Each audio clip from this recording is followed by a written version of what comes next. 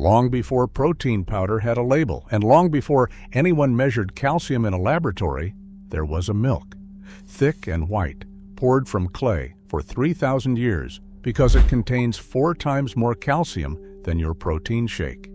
Yet no one alive knows its name or where God placed it in Scripture.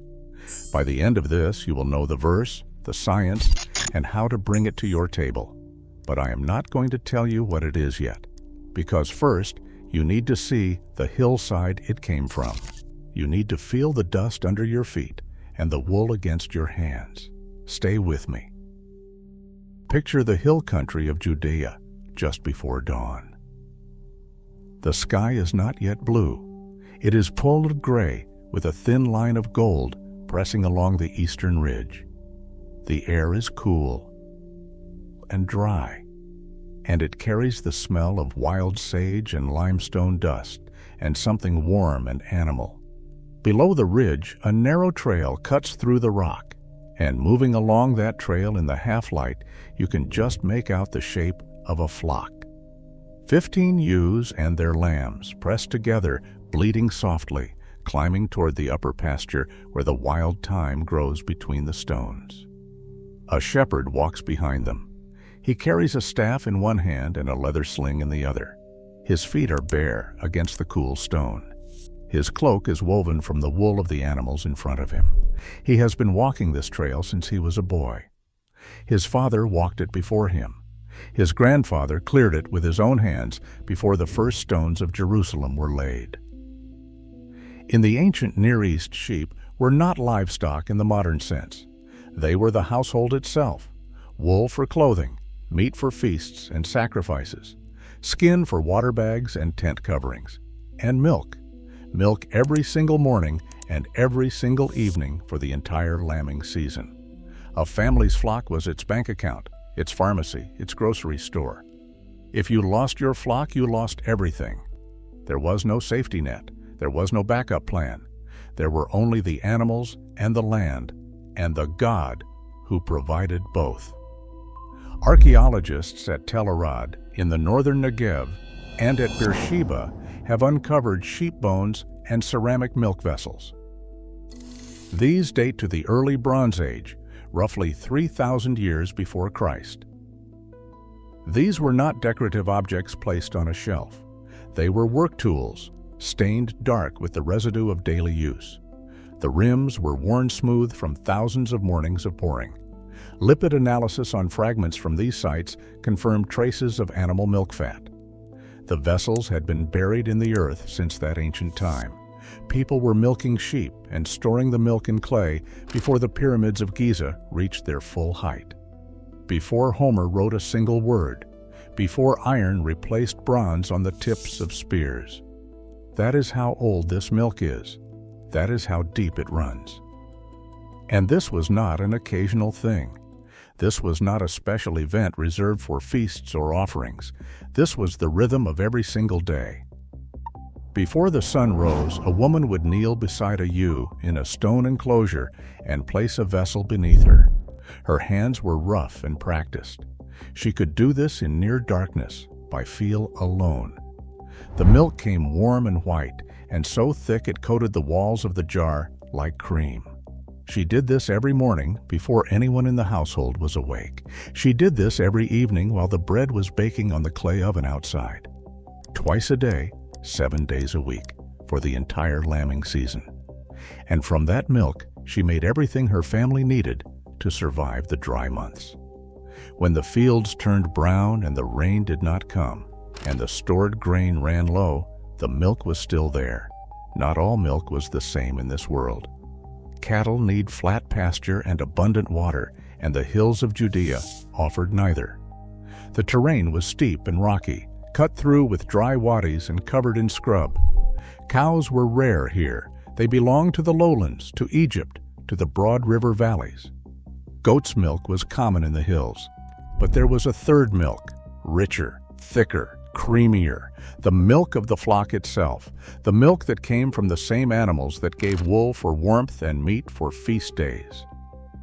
The same animals whose fat burned in the lamps on cold Judean winter nights. This was the milk God was talking about when he described the promised land.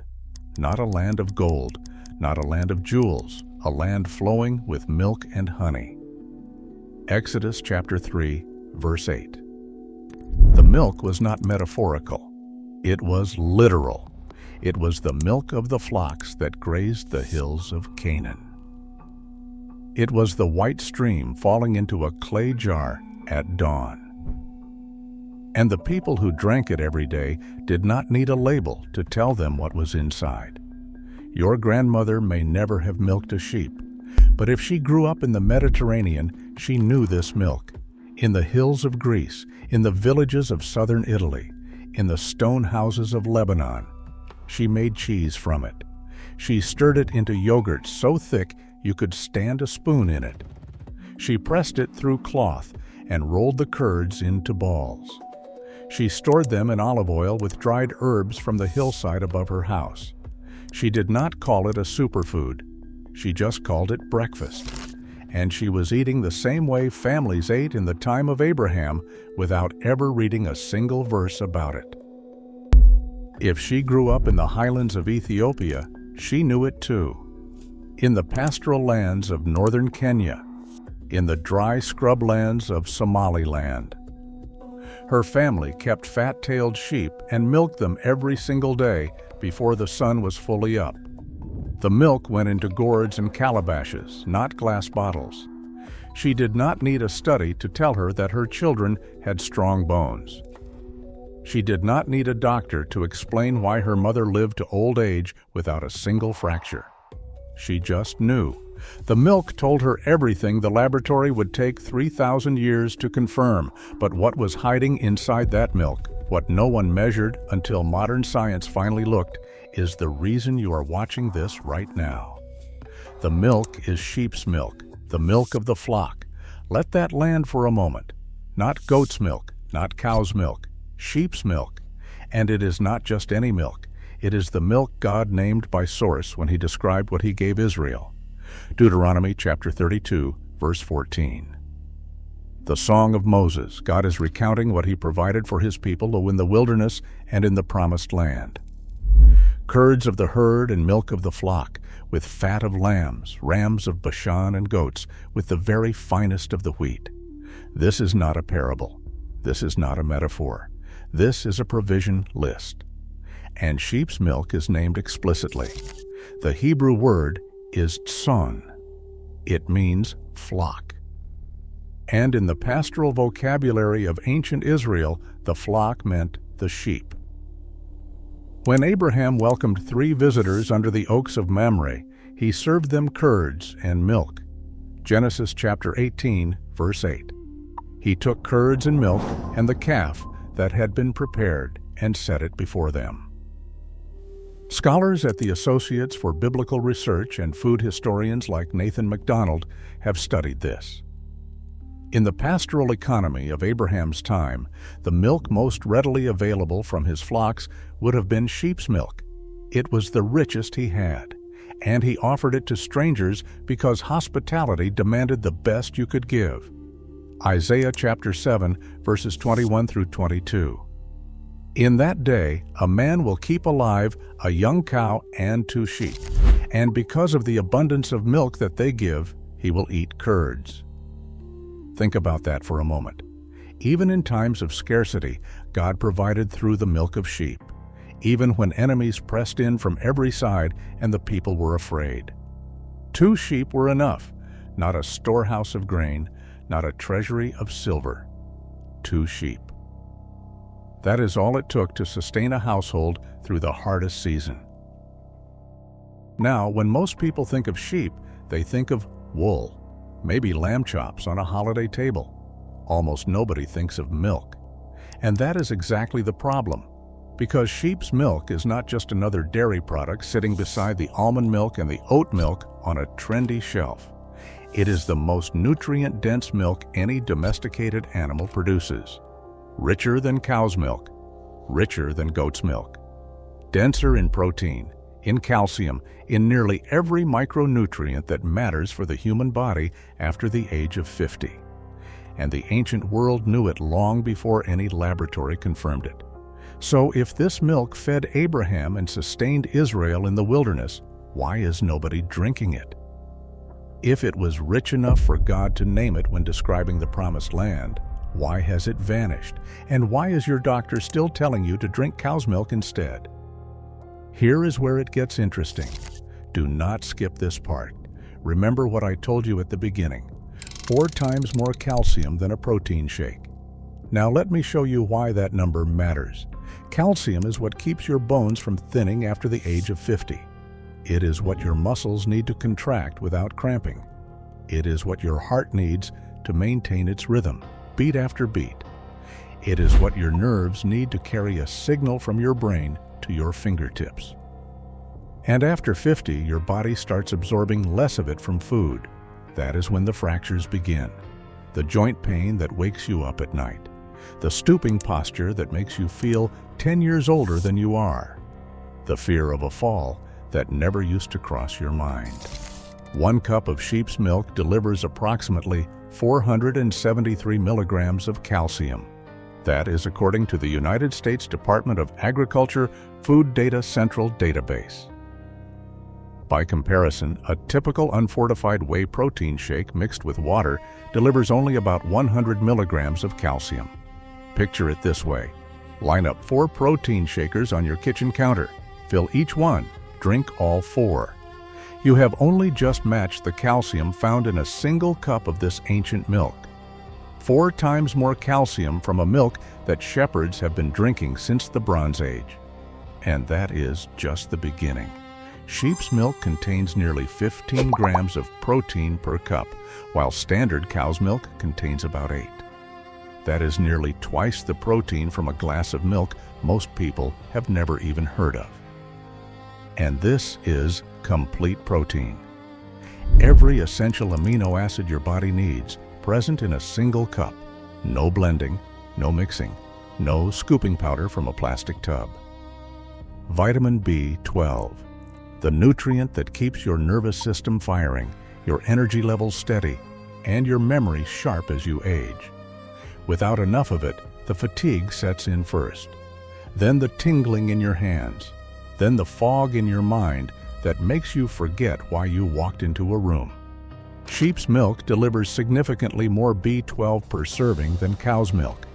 The same B12 that people are buying in brown glass bottles at the pharmacy for $10 to $15 a month. The same B12 that many older adults struggle to absorb efficiently as they age.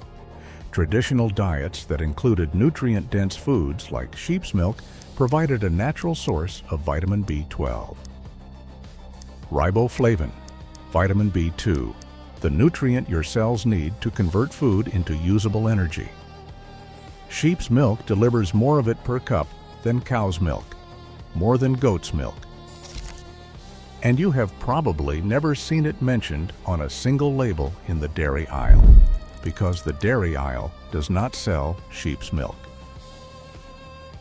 Now here is something most people do not know. Most cow's milk in the United States contains a protein called A1 beta-casein.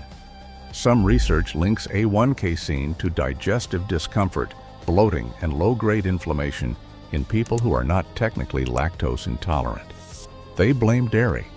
They stop drinking milk entirely, but the problem may not be the milk. It may be the protein inside it. A review published in the European Journal of Nutrition examined these digestive differences and found that A2 casein was associated with fewer gastrointestinal symptoms. Sheep's milk naturally contains an A2-style protein structure that behaves similarly to what heritage cow breeds produce.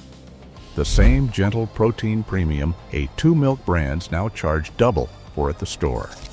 Sheep's milk has always been naturally gentle. It did not need a marketing campaign to get there. God designed it that way from the beginning.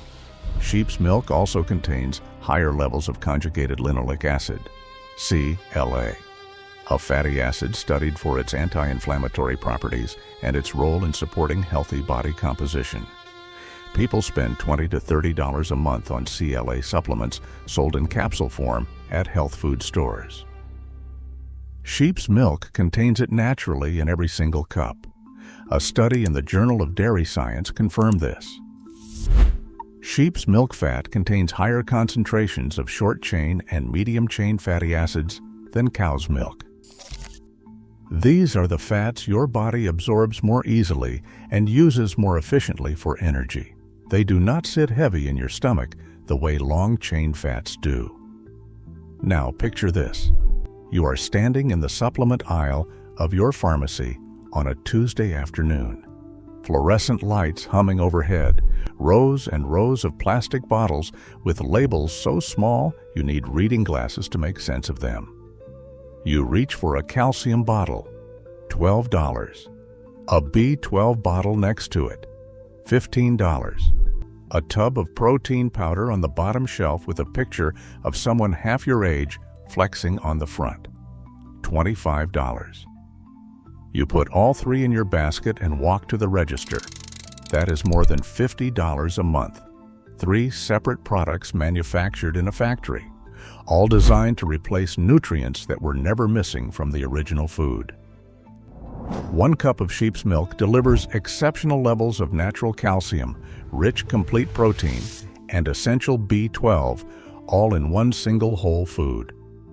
And for most of human history, it came from the animal grazing outside your door. For free. That is not a health plan, that is a homecoming. Your doctor tells you to drink cow's milk for calcium. The fitness industry tells you to drink whey for protein. Both are fine, but neither one is what God described when He named the abundance of the promised land. He did not name the milk of the cow. He named the milk of the flock. Deuteronomy 32:14. And science is only now beginning to understand why. Before we continue, let me explain something. By now you know what kind of foods and drinks they had. The harder question is the one nobody answers. What do you actually put on the table tomorrow morning? How much? How often? And how to make it in your own kitchen, with things you can buy at any normal grocery store. That's the part we wrote down for you in our e-guide. Printable recipe cards, the exact amounts, a shopping list you can take with you, and a simple 7-day plan, so you're not guessing on day 1. Here's how to get it. First, pause the video, pick up your phone, open the camera, and hold it up toward the square on your screen, and just keep it still. Don't press anything. In a second or two, a link will appear on your phone. Tap that link, and the guide opens. I will leave the code here for 30 seconds, but now let's get back to the video. For thousands of years, sheep's milk was the dominant dairy source across the Mediterranean, the Middle East, Central Asia, and East Africa. It was not exotic. It was not a luxury. It was ordinary. The milk you drank with your bread in the morning. The yogurt you ate with herbs at midday. The cheese you wrapped in cloth and carried with you on a journey. Every great cheese tradition of the ancient and medieval world was built on sheep's milk. Feta from the mountains of Greece. Pecorino Romano from the pastures outside Rome, a cheese so central to the Roman legions that it was included in every soldier's daily ration. Roquefort from the limestone caves of southern France, aged in the same caves for over 1,000 years. Manchego from the dry plains of La Mancha, made exclusively from the milk of Manchega sheep. Ricotta in its original form, made from the whey left over after pressing sheep's milk, pecorino. All of it sheep, all of it ancient, all of it built on a milk that most people alive today have never tasted in its fresh form. Then came the Industrial Revolution, and with it, a single question that changed the course of dairy forever. Which animal produces the most milk per day? A Holstein dairy cow, bred and rebred for maximum output, produces 6 to 8 gallons of milk every single day. A dairy sheep produces 1 to 3 quarts. The math was not close, and the factories did not care about nutrient density. They did not care about calcium per cup or protein per serving. They cared about throughput. They cared about filling glass bottles on a conveyor belt at the lowest possible cost per gallon. They cared about stacking crates and loading trucks and reaching every grocery shelf in every town in every state. Industry chose volume over nutrition, scale over density, speed over depth, and nobody asked what was being left behind. And something was lost. It was not that sheep's milk disappeared. It was that it was quietly pushed aside, shelf by shelf, aisle by aisle, generation by generation. The grocery store grew larger and the selection grew narrower. The milk that fed Abraham, the milk that sustained Israel in the wilderness, the milk that God named when He described the richest land on earth. It was replaced by the milk of an animal that produces more but nourishes less per drop. Walk into any grocery store today, stand in the dairy aisle and look around. Count the cow's milk brands on the shelf. Count the almond milks, the oat milks, the soy milks, the coconut milks, the rice milks. There are more options than there have ever been. And yet the one milk that God actually named is nowhere to be found. Look for sheep's milk. It is not there. Not because it is inferior, not because it failed any test, because it is inconvenient to industrialize, because a sheep gives quarts where a cow gives gallons. And industry does not read Deuteronomy, it reads spreadsheets. But here is the thing. The sheep never stopped producing. The milk never became less nutritious. The verse never changed. Deuteronomy chapter 32, verse 14 reads the same today as it did 3,000 years ago. Curds of the herd and milk of the flock. The milk is still here. It was just forgotten. And today you are going to bring it back. But before I show you how, I want you to see something. It is early morning in the hill country south of Hebron. The sky is just beginning to lighten. The stars are fading one by one above the ridge like lamps being snuffed in a long hallway. A stone enclosure holds a small flock, and the sound of bleating drifts across the dry ground like a low song. The air smells like dust and sage and warm wool. A woman kneels beside the first ewe. The clay vessel is cool against her palms. She steadies the animal with her knee and begins to milk. The rhythm is slow and practiced. She has done this since she was a girl. She knelt beside her mother in this same enclosure and watched the white stream fall into the same kind of jar. Her mother taught her. Her mother's mother taught her mother. Oh. The knowledge did not come from a book. It came from hands placed over smaller hands at dawn. The milk comes steady and warm. It foams slightly at the surface. It is thicker than anything a cow would give. Richer. It coats the inside of the vessel the way oil coats a lamp. She does not know the word calcium. She has never heard the word protein. But she knows that her children have strong bones. She knows her husband walks the hills every single day without stiffness or pain. She knows that when the rains fail and the barley wilts, this milk is what stands between her family and hunger. Pressed into curds and stored in the cool shade of her tent, it will last for weeks. Mixed with wild herbs and dried in the sun on flat stones, it will last for months. When the milking is done, she pours the fresh milk into a goatskin bag and hangs it from the pole of her tent. By evening, the warmth of the day and the gentle movement of the bag swaying in the breeze will have thickened it into yogurt. She knows this without checking.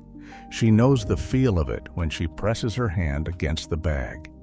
She takes a portion of yesterday's yogurt and wraps it in cloth, tying the corners tight and hanging it from a second pole. The whey drips slowly into a clay vessel set below on the packed earth. It drips all morning. By afternoon, the cloth is heavy with what remains. She unties the corners, and inside is fresh cheese, white and soft and tangy. She presses it flat on a stone beside the tent opening. She salts it with coarse salt her husband carried from the shores of the Dead Sea. Nothing is wasted. The whey will be fed to the lambs. The cheese will feed her children. Every drop of that morning's milk serves a purpose. And when Abraham looked up from his tent at Mamre, he saw 3 visitors approaching across the heat of the day. This is the milk he reached for. Not because it was rare, not because it was expensive, because it was the richest thing his household could offer. Genesis chapter 18, verse 8. He took curds and milk and the calf that had been prepared and set it before them, and they ate. The curds were pressed by the same hands that milked the ewes that morning. The milk was still cool from the shade of the tent. The cheese was still soft from the cloth. And the man who served it did not know he was feeding angels. He just knew that when someone comes to your table hungry, you give them the best thing you have. That is what sheep's milk was. Not a commodity, not a brand, the best they had. Now let me give you something you can take to your kitchen today. Walk with me through this. It is simpler than you think. Sheep's milk is available at many farmers markets, specialty cheese shops, and online dairy farms. You can find it across the United States, Europe, Australia, and parts of Africa and Asia. In the Mediterranean and the Middle East, it is still part of daily life the way it has always been. Look for fresh sheep's milk yogurt, sheep's milk kefir, or aged sheep's milk cheeses. Pecorino Romano, Manchego, Roquefort, and traditional feta are all sheep's milk cheeses. 1 ounce of Pecorino Romano delivers over 200 milligrams of calcium. 1 ounce of Manchego delivers about 200 milligrams. That is not a supplement. That is real food with a real history. If you cannot find fresh sheep's milk near you, start with the cheese. A wedge of pecorino with bread and olive oil is the same meal served across the Mediterranean for centuries. It needs nothing else. Now, if you want to go deeper, you can make the same preparations that woman in the hill country made thousands of years ago. And you do not need anything more than milk, a cloth, and some patience. Start with labneh. Take sheep's milk yogurt and line a colander with cheesecloth. Pour the yogurt in. Tie the corners of the cloth together and hang it over a bowl in your refrigerator. Let it strain for 12 to 24 hours. What remains in the cloth is labneh, thick, tangy, rich in protein and calcium. Roll it into small balls and store them in a jar of olive oil with dried thyme and a pinch of salt. This preparation dates back thousands of years.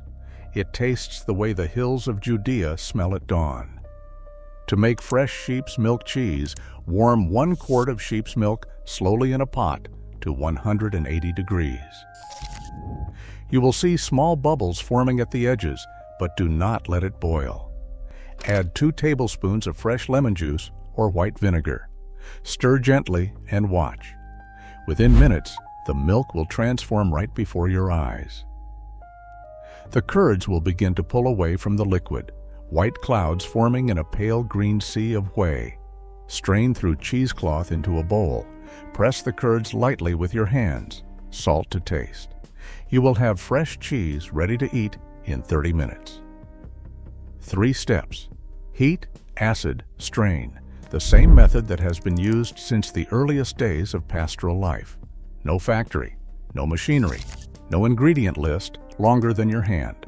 Just milk becoming something more in your own kitchen, the same way it has for 5,000 years. For sheep's milk kefir, add kefir grains to a glass jar of fresh sheep's milk. Cover the top with a cloth and leave it at room temperature for 24 hours. Strain the grains out and drink. The grains multiply over time. Share them with a neighbor the way communities have shared starter cultures for centuries. 1 jar becomes 2. 2 become 4. This is how food was meant to move through the world. If dairy does not agree with you at all, this particular food is not for you. If you have a true dairy allergy or complete lactose intolerance, listen to your body. and that is perfectly fine. God designed 100 other foods for your table. But for many people who gave up dairy entirely and blamed lactose, the real issue may be the A1 casein protein in cow's milk. Sheep's milk is naturally A2. It may be worth trying under the guidance of someone you trust. For those of you with land, East Frisian and Lacan are the two most common dairy sheep breeds in the world. A specialized dairy ewe produces 1 to 3 quarts of milk per day during her lactation season. Sheep require far less space than cattle, and 1 acre of good pasture can often support 4 to 6 ewes depending on forage quality. They graze naturally and will maintain your land without heavy inputs. A breeding pair starts at roughly $200 to $400 depending on your region. If you have a 1/4 acre of grass and a simple 3-sided shelter, you can keep 2 ewes. That is enough milk for labneh, fresh cheese, and yogurt every single week of the lactation season. If you are in a tropical climate in the Philippines, the Caribbean, or equatorial Africa, Katahdin or Dorper hair sheep are more heat-tolerant breeds. Their milk yield is lower, but they thrive where European dairy breeds struggle. In these regions, sourcing sheep's milk products from local farmers may be the more practical path. And that is a perfectly good one. And whether or not you can keep sheep, you can grow the herbs that have accompanied this milk since the time of Abraham. In the ancient world, dairy was never served alone. It was always paired with herbs and bread and oil. Always. Grow za'atar, wild thyme. The herb most commonly paired with labneh across the Levant for thousands of years. Plant from seed or cutting in full sun and well-drained soil. Harvest in 8 to 10 weeks. Grow hyssop, a perennial that thrives in zones 3 through 9. Drought tolerant once established. Plant it in a 10-inch pot with 6 hours of direct sun, and it will come back year after year without replanting. Grow dill. Plant seeds a 1/4 inch deep in a 10-inch pot. Give it 6 hours of sun and water every 2 to 3 days. Sprouts appear in 10 to 14 days. First harvest in 6 to 8 weeks. Dill self-seeds freely. Plant it once, and it returns on its own season after season. Your grandmother did not buy dill. It grew itself. It will do the same for you. The Lord God took the man and put him in the Garden of Eden to work it and keep it. Genesis chapter 2, verse 15. You may not be able to keep a flock of sheep on your balcony, but you can grow the herbs that have accompanied this milk since the days of the patriarchs. And that is a beginning. Every garden starts with a single pot. Do not overthink this. If all you do today is buy a wedge of pecorino and eat it with bread and olive oil, you have taken the first step. Add a pinch of dried thyme and you are eating the way Abraham ate. People have been pressing curds and making cheese for 3,000 years without a thermometer or a recipe card. You will be fine. You came here because of a number. 4 times more calcium than a protein shake, nearly twice the protein of cow's milk, more B12, more zinc, more riboflavin, easier to digest, and for most of human history, it came from the animal grazing just outside your door. But this was never really about a number. This was about a milk that God named when He described the richest land on earth, a milk that Abraham reached for when angels came to his tent. A milk that sustained Israel through the hills of Judea in drought and exile and scarcity. A milk that a woman pressed into cheese every morning before her children woke. A milk your grandmother may have known by taste, long before she ever read a single verse about it. It did not need a factory. It did not need a brand. It did not need a label listing ingredients your body already recognized. It just needed a shepherd, a flock, and a pair of hands willing to do the work at dawn. And it is still here. The milk is still warm, the whey is still dripping into the jar below, and the table is still set. Go feed someone.